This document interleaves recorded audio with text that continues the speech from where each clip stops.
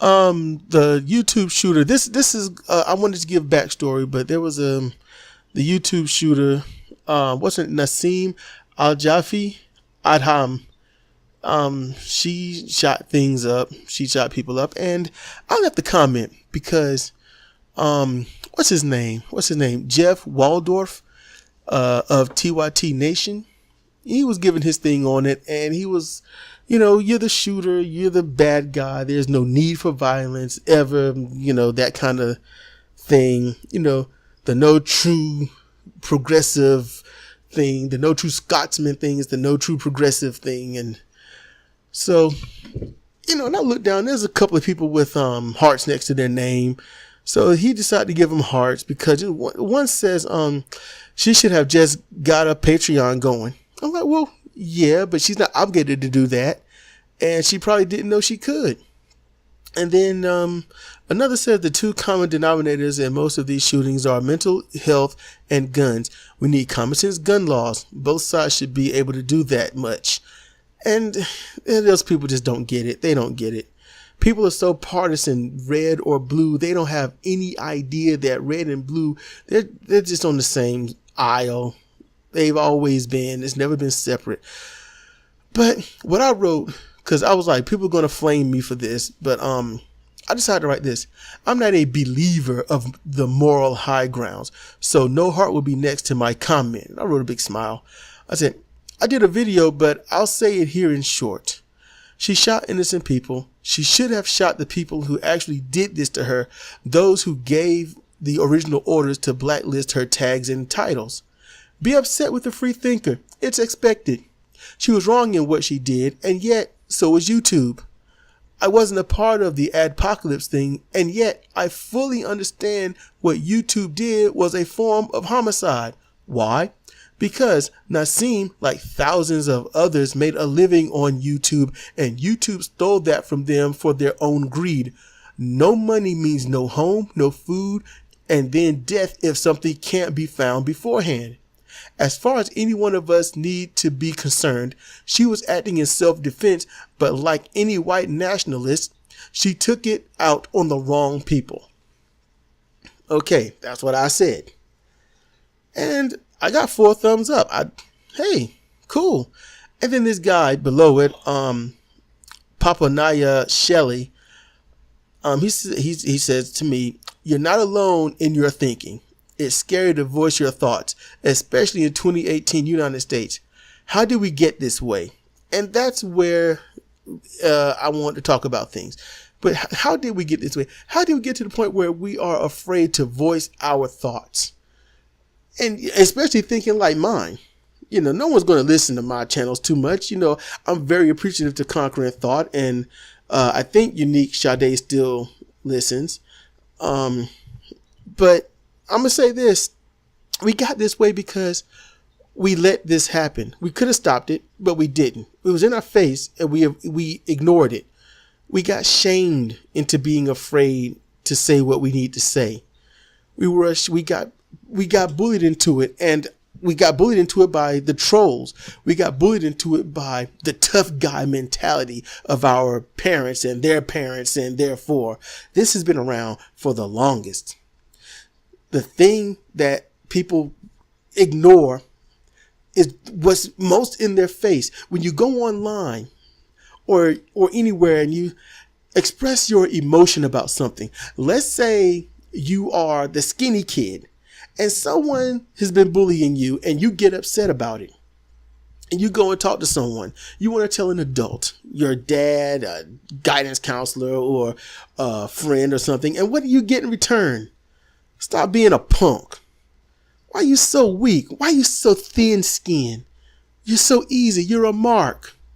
They pick on you because you let them. They pick on you because you show that it gets to you. I mean, that's hindsight. Rationally speaking, logically speaking, how do you show that it gets to you before it happens? Because they come after you because you're small, because you're weak, or you have kind eyes, or you look gentle. You don't look like some gruff hardened dude that'll kill somebody at the snap of somebody else's finger. No, you look like, somebody that just wants to live their life and make it. So they target you. And whenever you have an issue about it, then people jump on you about it. Trolls will be like, oh, look at the snowflake. Look at the crybaby. Look at the little bitch in the corner. You upset? You mad, bro? You mad? And we live our lives according to that.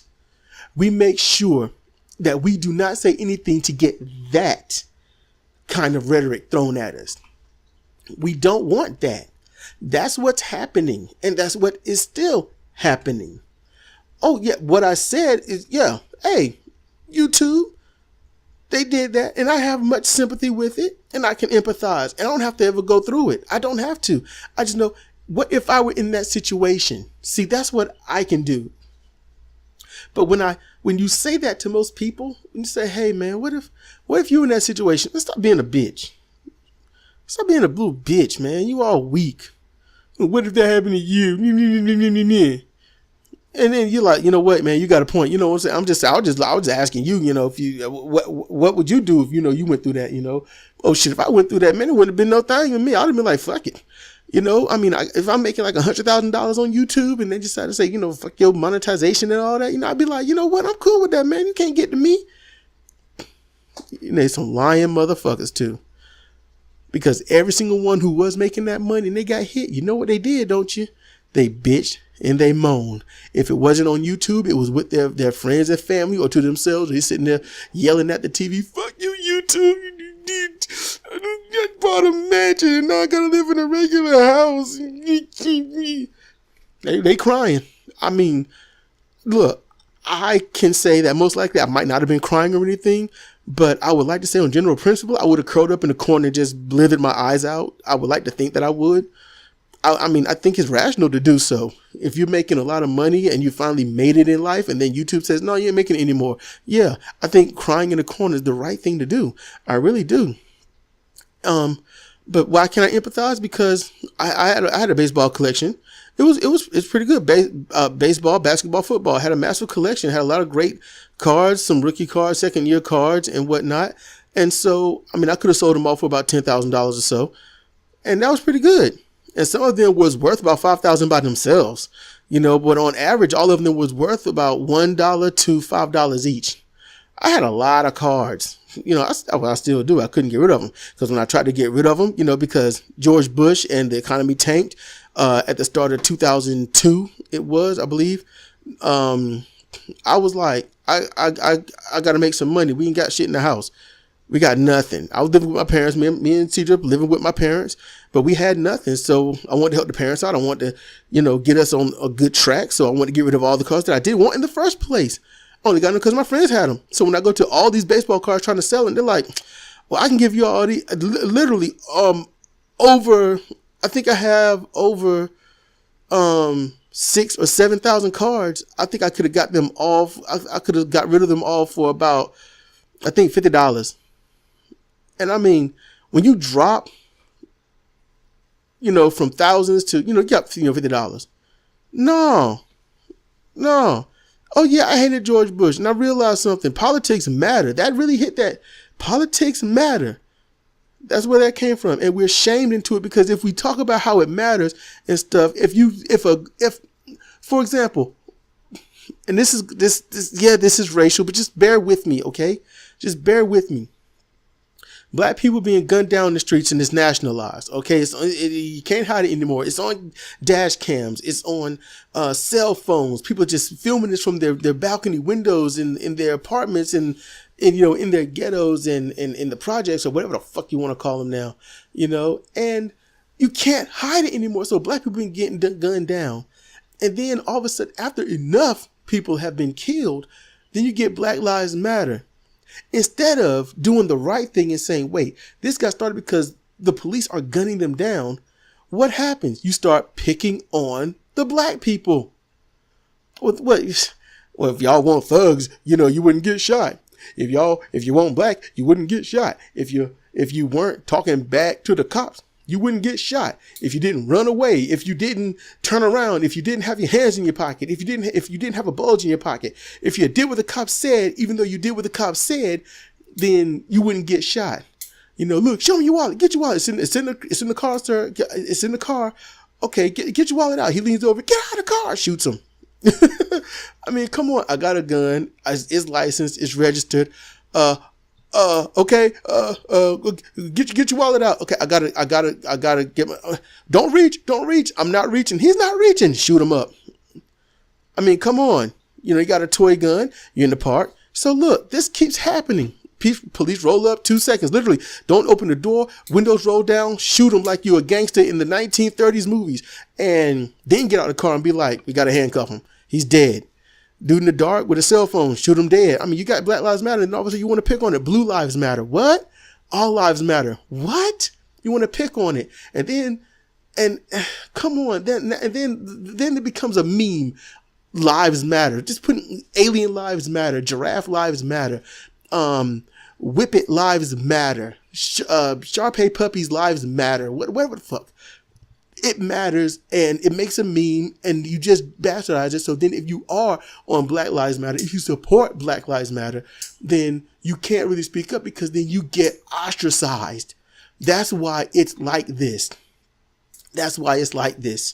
We demonize those that stand up for their feelings, their rights, and their desire to be their desire to be safe. And it doesn't matter who it is. If you're somebody getting bullied online and you don't like it and you retaliate, you get called weak. You get called a punk. You get called a pussy. You are the mark. And the person that's jumping on you, the one that's picking on you, jawing on you, scolding you, ostracizing you, hurting you, assaulting you, verbally, whatever, through text, through memes, through whatever the fuck, that person is absolutely protected by any and everyone. And then you got those that'll say, you know you're wrong.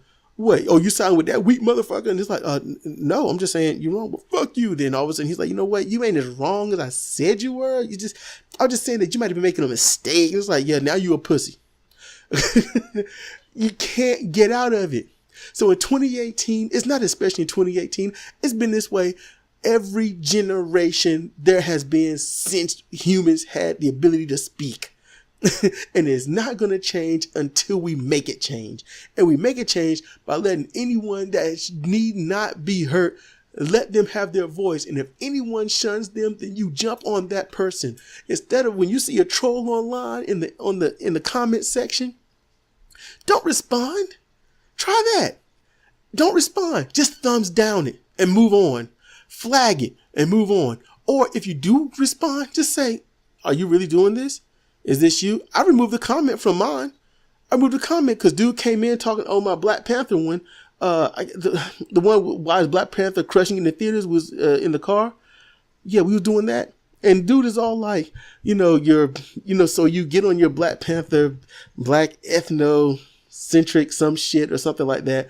And I was like, okay, so are you trolling me? Is this who you really are? Is this what you are? Because if so, then okay, I'll issue a challenge.